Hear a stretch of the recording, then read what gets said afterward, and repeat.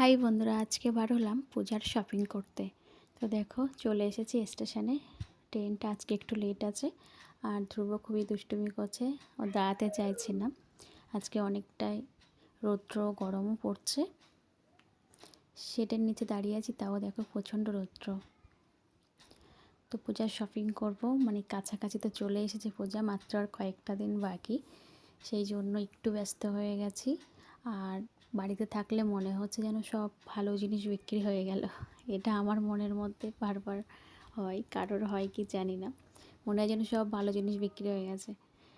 তো যাই হোক, এখন যাচ্ছি। তো দেখো ট্রেনে উঠে গেছি, আর আমি পেয়ে গেছি জানলার ধারে একটা সিট। উফ, কি মজা! খুব ভালো লাগে, আমি খুব খুশি হই জানলার ধারে একটা সিট পেলে। তো দুপুর টাইমটা একটু ফাঁকা থাকে, তো দেখো সেই জন্য সিটটা পেলাম। আর বাইরের দৃশ্যটা কতটা সুন্দর, আমার খুব ভালো লাগে জানলা দিয়ে এই গাছ, মনে হয় যেন সব কিছু দৌড়াচ্ছে। তো দেখো বাইরেটা কতটা সুন্দর লাগছে, বাইরের পরিবেশটা আমার ভীষণ ভীষণ ফেভারিট। আর তারপরে আমরা ট্রেন থেকে নেমে চলে গেছিলাম দমদমে।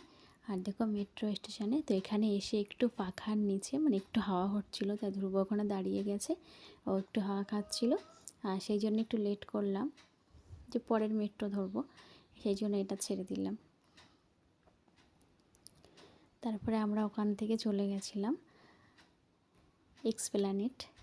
আর ওখানে গিয়েই মানে সিলেদার্সে গেছিলাম, সেখানে যা ভিড়, বাপরে বাপ, ভাবতেই পারবে না।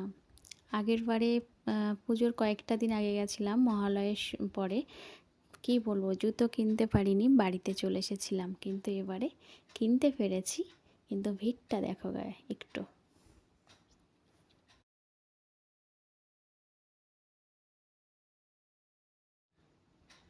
এতটাই ভিড়, বসার জায়গা নেই, দাঁড়ানোর জায়গা নেই, আর গরমে বাচ্চারা থাকছেই না। সেই জন্য মাত্র 2 জোড়া জুতো কিনে চলে এসেছি, ধ্রুবর একটা, আমার একটা। তো চলো তোমাদেরকে দেখাই।